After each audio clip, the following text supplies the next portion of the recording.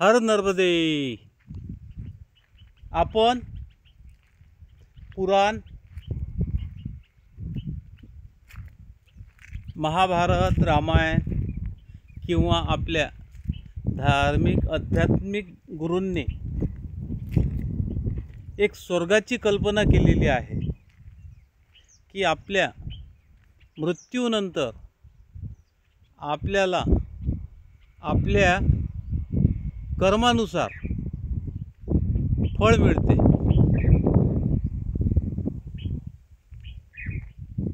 पण या पृथ्वी तलावावर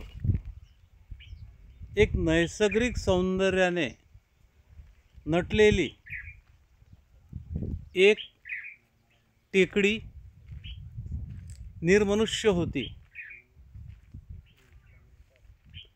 2015 मध्ये शासकीय जमीन असलेली ही निर्मनुष्य टेकडी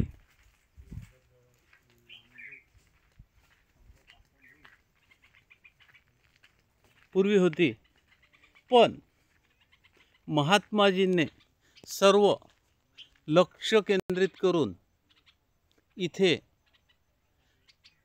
औषधी वनस्पती,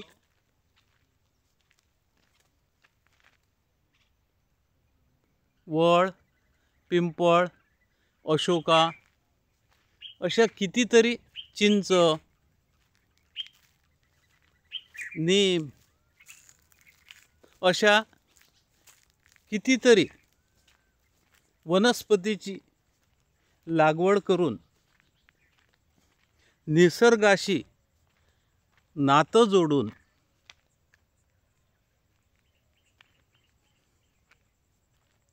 निर्मनुष्य असलेली सरकारी पडीत शेतीचा महात्माजीच्या पदस्पर्श आणि हाताच्या आणि कर्माच्या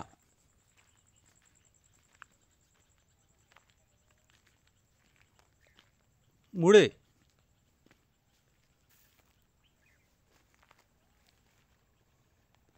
आज उजाड असलेल्या टेकडीवर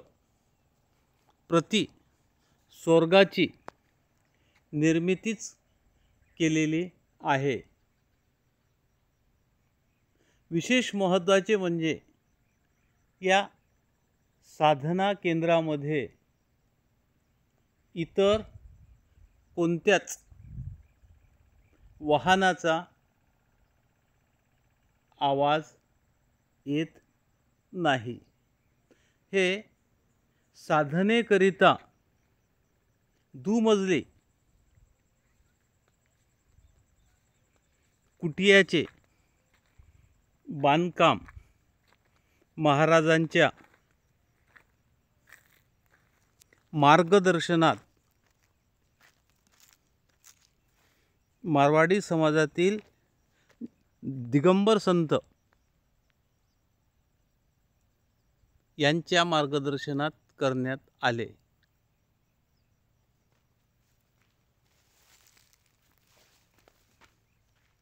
आपल्या भारतामध्ये एक आध्यात्मिक संत भगवान गौतम बुद्ध होऊन गेले, तर या कुटियामधील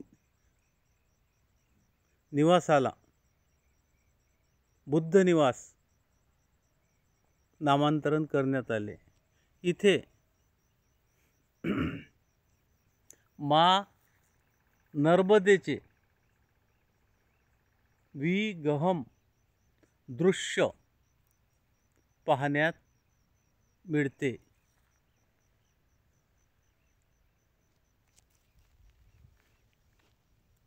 याच परिसरात काही हजार वर्षापूर्वी, म्हणजेच आजपासून 5,500 वर्षापूर्वी महाभारतकालीन कौरव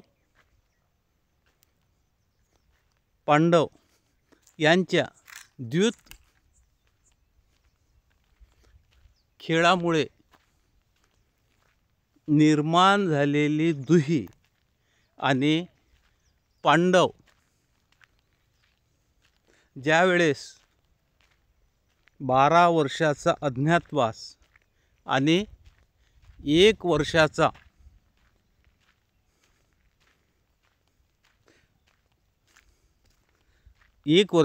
अज्ञातवास आणि 12 वर्षाचा वनवास देश भ्रमत करीत असताना या टेकडीच्या पायथ्याशी त्यांनी काही काळ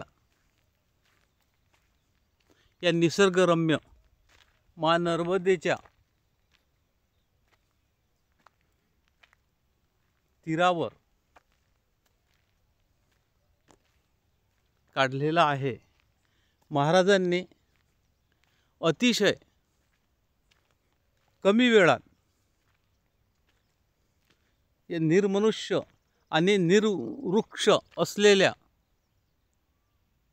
टेकडीवर वृक्ष लागवड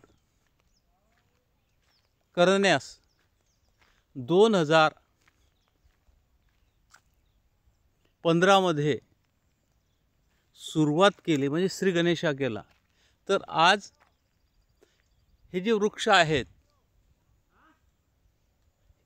ही आपली उद्याची नैसर्गिक संपत्ती.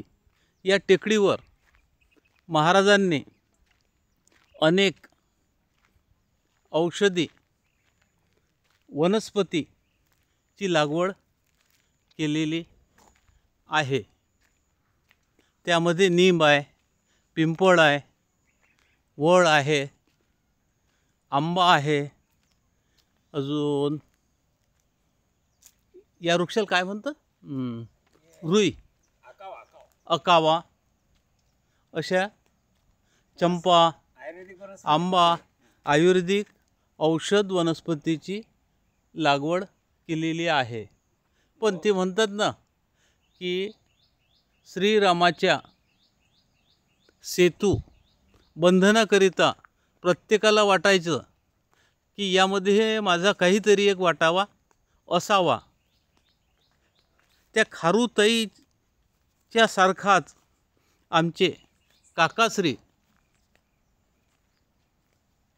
यांचाही वाटा या निर्मनुष्य टेकडी आणि वृक्ष लागवडीमध्ये त्यांचा सिंहाचा वाटा आहे.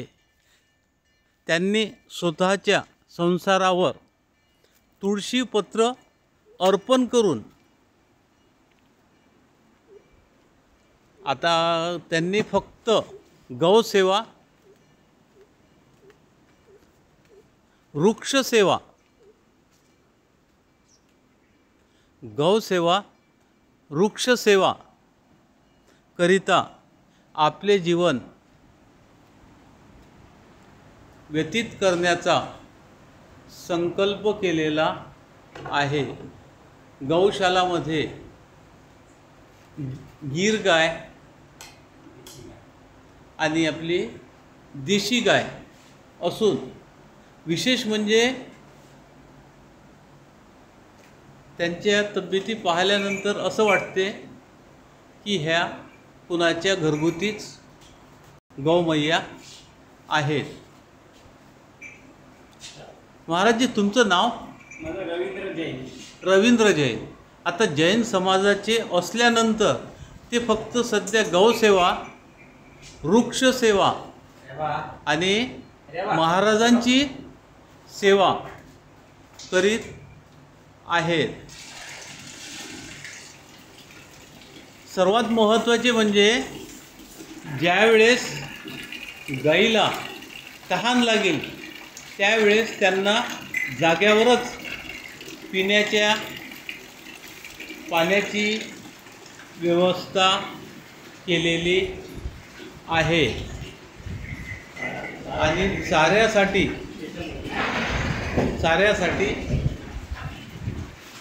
स्वतंत्र असे गोडाऊन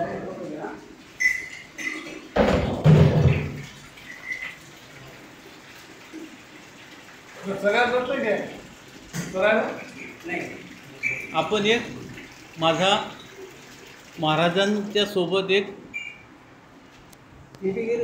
फोटो घेऊ आपल्या महाराजांसोबत एक व्हिडिओ हा हे गिर गाय ही गाभण आहे हा ही तीन होते ती आता दीड पावणे होते सारा सगळ्या इकडे घरात दोघांचे स्वतः महाराज जी दरवाजे घर महात्मा जी कहाँ गए हैं? अभी तो उनके जन्मभूमि है उनके वहाँ पर उनका ही आश्रम है खरगोन जिले में रायगढ़पुरा गाँव उनका अनुष्ठान हुआ है कौन व्रत का उनका शरद पूर्णिमा के दिन पूरा हुआ है। और हम तो हमारा ऐसा एक दुर्भाग्य समझते हैं महाराज जी के आश्रम में आने के बाद में उनका दर्शन हुआ नहीं, आज आने का लेकिन था उनका। माता जी की कृपा से माता जी ने हमें अगले साल बुलाया तो हम इस आश्रम पे आश्रय लेंगे, ऐसी मैं माता जी से और महात्मा जी से विनंती करूँगा। आपके भाव है तो अवश्य पधारना और गुरु जी के दर्शन से हम आपको इन्फॉर्म कर देंगे।